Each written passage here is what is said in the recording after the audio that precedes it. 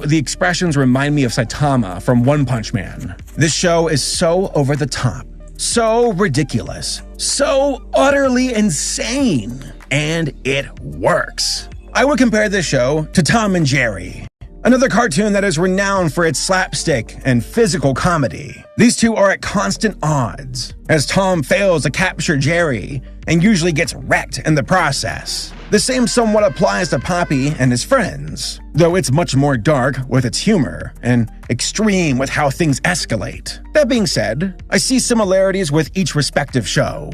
They both mostly rely on telling their stories through visuals and physical interactions. Like I said earlier in the video, Ryuji could not afford voice actors. So instead, he said, screw it, let's just rely on visual storytelling and silly sound effects, which in my opinion, makes the show that much more unique. There were moments where I was crying laughing from the use of the music and the sound effects, like with the Mirage episode. They're running up to the oasis and it just keeps scooting back with the sound effect.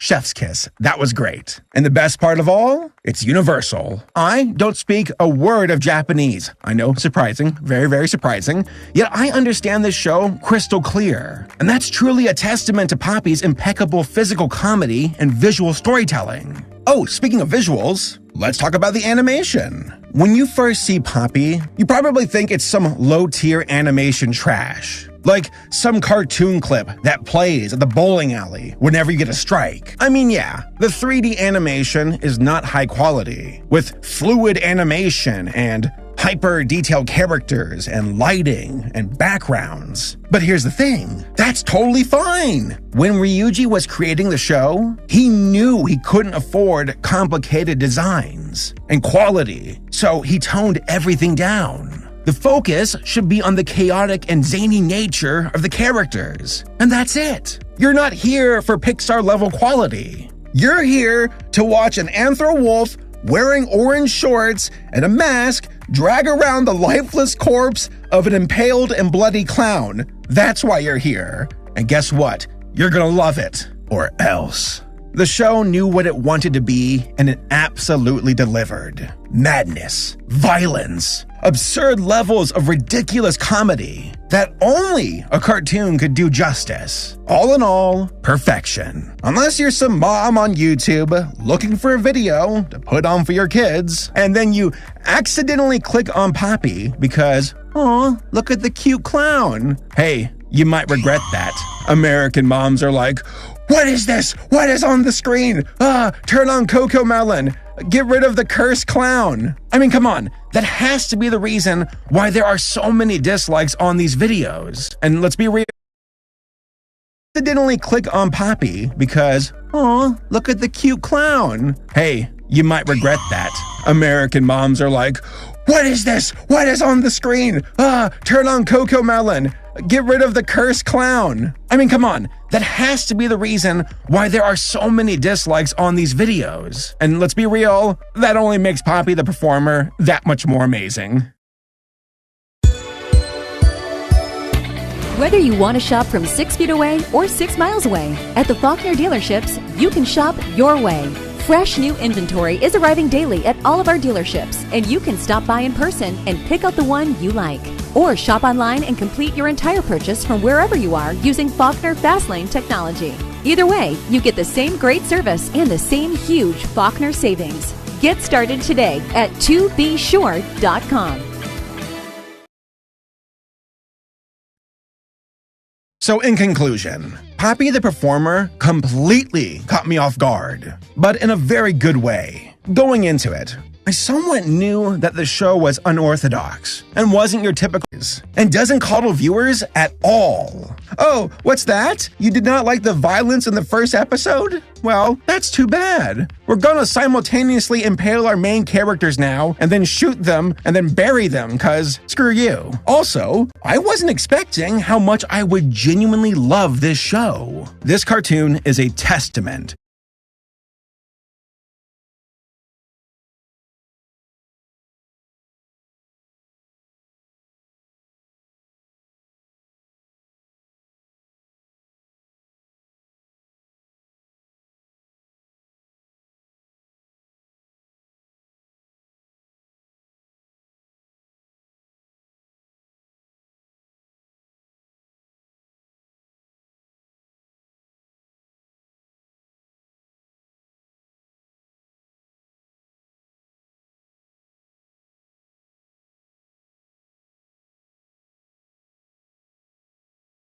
drive and creativity of its team. How they took their limited budget and resources and then used those limitations to their advantage. Oh no, we can't afford voice actors. Screw it. We don't need them. We've got Poppy and Pappy and Kidomono. We'll be fine. See that face? Yeah, that face can carry the show. The characters are interesting and well-defined. The pacing is quick, but in a fun and rewarding way. And even the animation works in the show's favor. All in all, Poppy the Performer was created with care and love and is one hell of a good time. It's not for everybody. I know that. It is not for everybody. But it's definitely for me. I'm gonna put this one in my cursed but fun folder on my computer. Unlike this show. Yeah, the Jehovah's Witnesses cartoon. You belong in the other folder. Whoa, hold on, not that one. So it's been over a month now since I got my Midnight Lux mattress in the mail from Helix. And the results? I love it. Such an upgrade from my old one. Legit, I've had the best sleep in my life since I got my Helix mattress. Helix is a premium mattress-in-a-box company that makes mattresses to fit your unique needs based on your body type and sleep style. Do you sleep on your side, on your stomach, on your back? Do you prefer to have a firm mattress or one that is squishy? Helix can help you find a mattress that best suits you. Just hop onto their website, take their sleep quiz, and get matched with a mattress that is perfect for your unique body type and sleep preferences. Oh, you share a bed with a partner? Well, have them take the quiz with you, so you can both find a perfect compromise.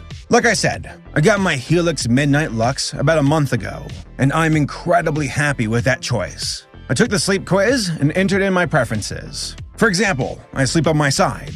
I also prefer to have a mattress that is soft, but has some firmness to it too. On top of that, I have my old dog, Lammy, who likes to crash in my bed at night, so you better believe I got a queen-size option. The comfort levels of the Midnight Lux blows my old mattress out of the water. It's not even a contest. Whenever my head hits the pillow, I'm out in like 10 minutes. Also, I still can't get over how this mattress was mailed to my front door for free. When it first arrived, I was like, wait, my mattress can fit in that box? And then I proceeded to open it, and poof, there it was. A word of advice, open the box in a room that is empty if you can, so that way it can expand and breathe. As you can see, I forgot to do that. And if you're hesitant about buying a Helix you haven't been able to try, no worries. There's a 100-night sleep trial, so you have over 3 months to try out your selection. And make sure that you love it. If you don't, Helix will come pick up the mattress and you will get a full refund. So, I genuinely recommend Helix Sleep. I'm a very happy customer, and I think owning a quality mattress is important, especially one that can be literally mailed to your front door. So, if you're in the market looking for a new bed, check out Helix. Click the link down below or go to helixsleep.com/saberspark and get up to $200 off your Helix mattress. Heck, they even toss in 2 pillows for free.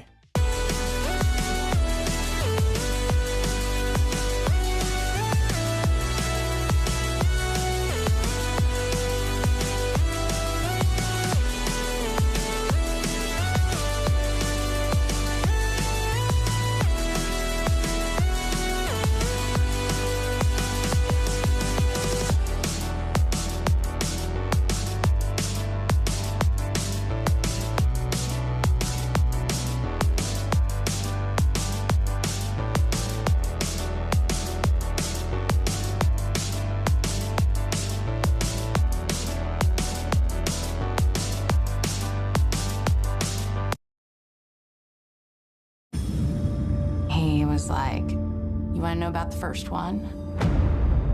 It took me a minute to realize he's confessing. Okay, Larry, it's time for the theme song. Yeah, Bob. What do I do? Let's see. I know, you play the guitar. Bob, I don't have any hands. Oh, you're right. Well, okay, you play this. I don't want to play that. I'll look silly. Oh, come on, it'll be fun. Nope, not gonna do it. It's for the kids. Oh, okay. but they better not laugh. All right, better get on out there.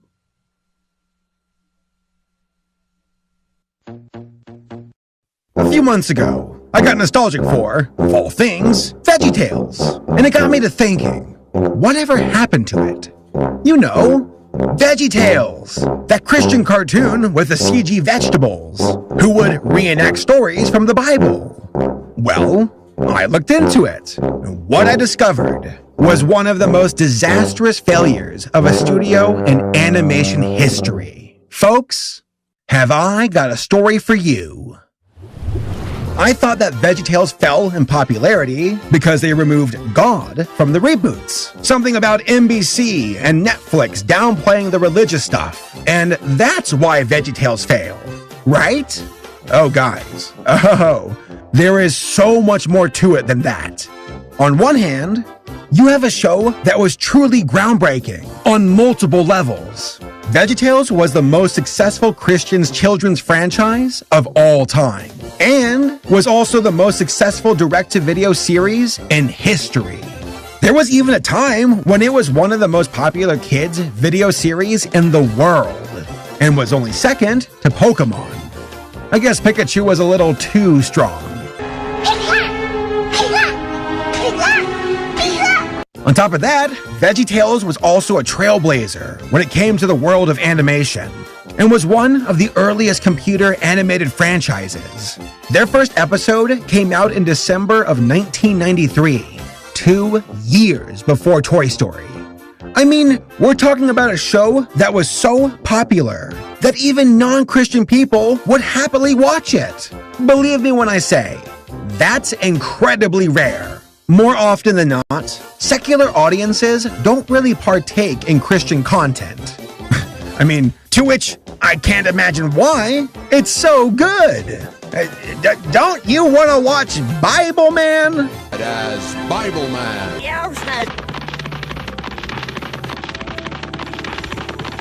What the was that?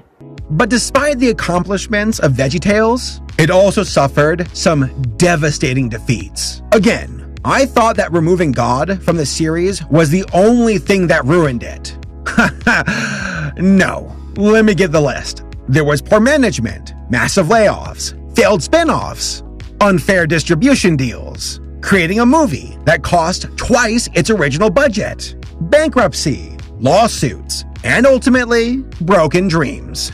And whose dreams were these? Well, that would be Phil Vischer, the creator of Big Idea Entertainment and VeggieTales. This guy was taken for a ride, for an absolute ride, and essentially had his creation ripped from his arms. Seriously, I have never felt more pity for a person in the animation industry than Phil. But Phil is very open about his downfall, and even wrote a book about it. It's called Me, Myself, and Bob. A book that was so informative and good that I read it twice.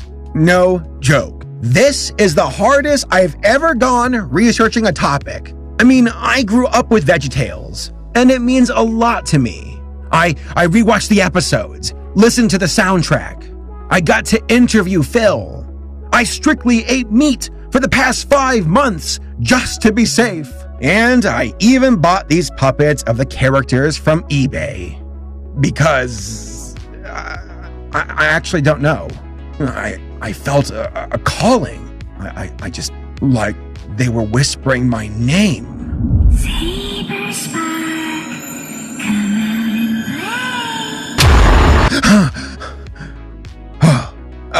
So let's take a closer look at what ruined VeggieTales.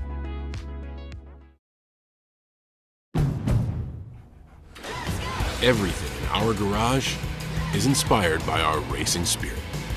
Race in for a great deal on the Honda HR-V, only at the Honda Dream Garage Spring Event.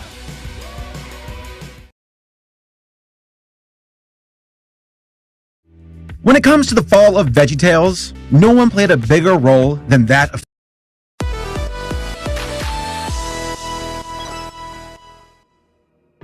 Remember how a bunch of motion capture movies popped up in the mid to late 2000s and people praised it, saying that it was going to be the next big thing? that mocap was the future, and it would eventually replace the entire animation industry.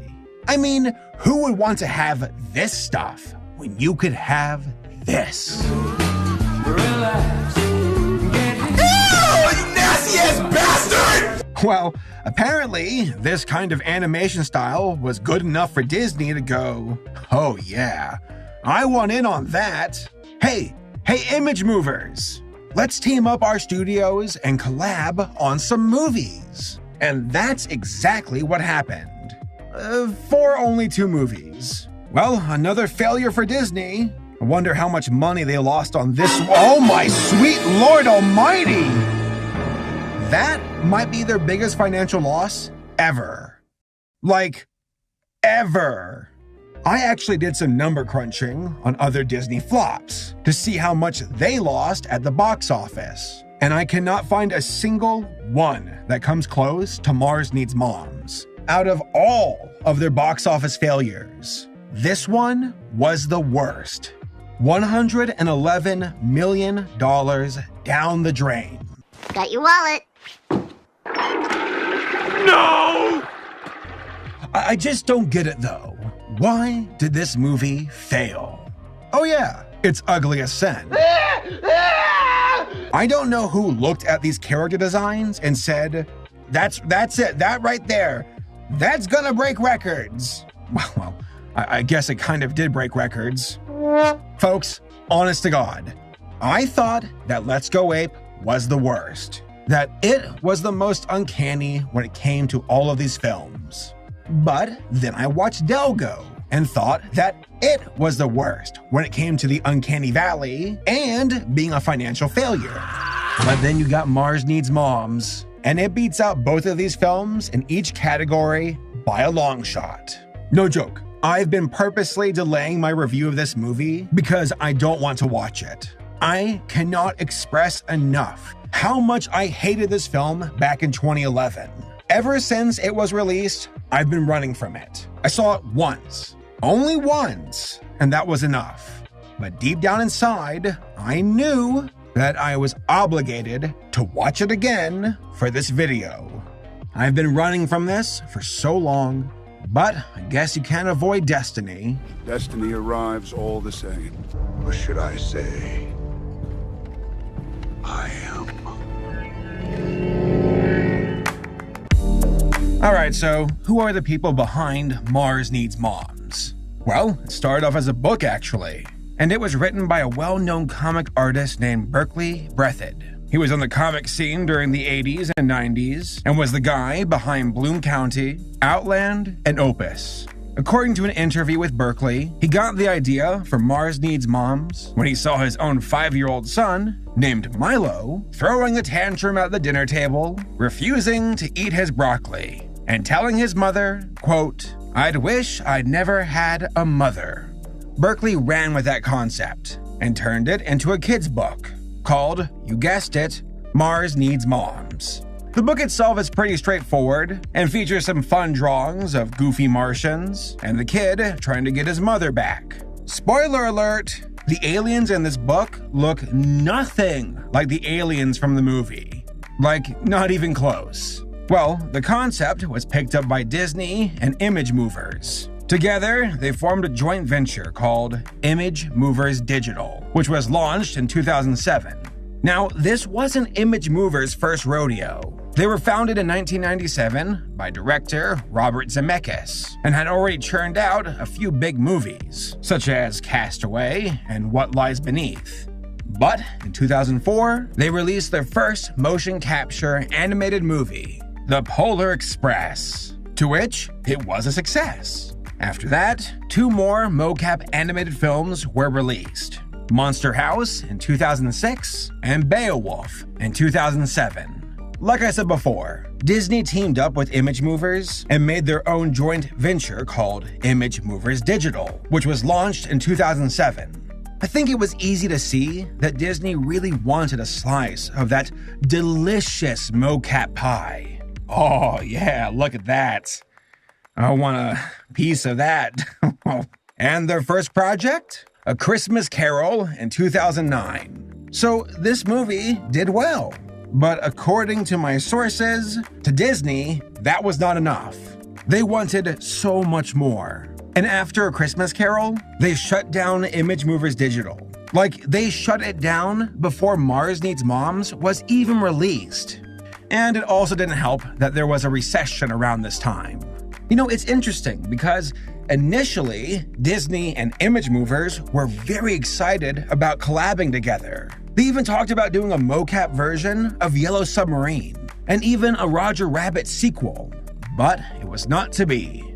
Oh, by the way, fun fact, the guy from Disney who signed off on Berkeley's book to be made into a film was the same guy who also signed off on the John Carter movie. Two of Disney's greatest failures. And for some reason, they both take place on Mars.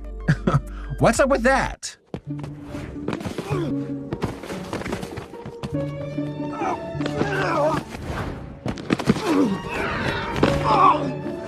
The director from Mars Needs Moms was Simon Wells, the great-grandson of science fiction legend H.G. Wells. Simon himself had previously directed every film for Amblimation, such as An American Tail, We're Back, A Dinosaur Story, and Balto. He was also responsible for directing The Prince of Egypt, which is, to me, one of the best animated films ever made. As far as the talent on the movie goes with the cast, I'll get around to that later in the video. Just know that this movie had some very big names working on it, but it wasn't enough to save this movie from failure. Disney truly lost any faith that they had after A Christmas Carol, and it seemed to me that they just wanted to be done with this venture. Disney was probably like,